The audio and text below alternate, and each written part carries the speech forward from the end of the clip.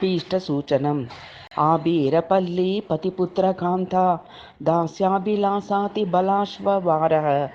श्रीरूपचिन्तामणि संति संस्थो मत्स्वान्तदुर्दान्त येच्छुरास्तां यद्यत्रतः शमदमात्मविवेकयोगैरध्यात्मलग्रमविकारमभून्मनो मे रूपस्य तस्मित्तसुदं सदयावलोकम् आसाद्यमाद्यति हरेश्चतैरिदानीं निभृतविपिनलीलाः कृष्णवक्त्रं सदाक्षणा प्रपिबत मृगकन्या यूयमेवातिधन्याः क्षणमपि न विलोके सारमेयी प्रस्थाप्य उदरभरणवृत्त्या भ्रमन्ति हताहं मन्मानसोन्मीलधनेकसङ्गम प्रयासकुञ्जोदरलब्धसङ्गोः निवेद्य सख्यर्पय मां स्वसेवने वीटाप्रदानावसरे व्रजेश्रयोः निविडरति विलासाय सगाढालसङ्गीं श्रमजलकणिकाभिः खिन्नगण्डानुराधां प्रजपतिसुतवक्षः पीठविन्यस्तदेहाम् अपि सखि भवतीभिः सेव्यमानां विलोके दिदिचकुलनितान्तद्वान्तमश्रान्तमस्य स्वजनजन चकोरप्रेमपीयूषवर्षी करशिशिरतरा दा कैरवोत्फुल्लवल्ली कुचकुसुमगुल्चः पातु कृष्णौषधीशः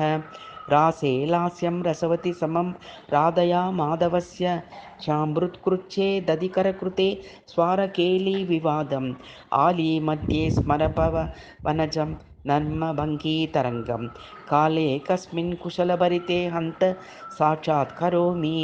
रोहिण्याग्रे कृताशी शतमत सभयानन्दमाभीरभर्ता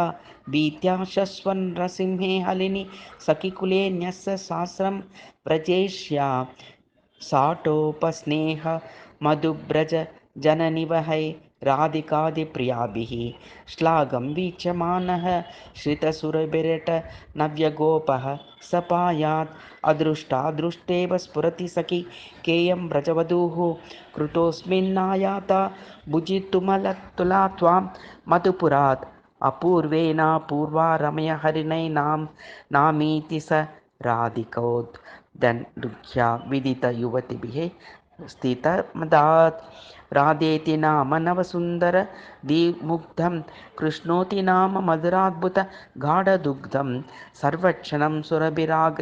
हिमेन रम्यं कृत्वा तदेव पिब मे रसने क्षुधाते चैतन्यचन्द्रमम ह्यत्कुमुदं विकास्य ह्यद्यम्बिदेहि निजचिन्तनभृङ्गरङ्गैः किं चापराधतिमिरं निविडं विदूढ्य पादामृतं सदाय पायय दुर्गतं मा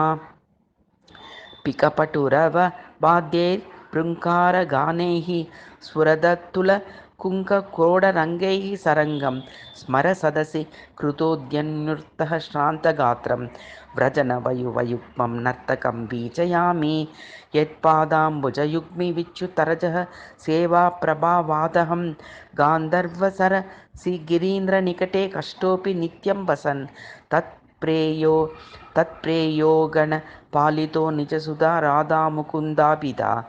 उद्यामि शृणोमि मां पुनरहो श्रीमान् स्वरूपोऽवतु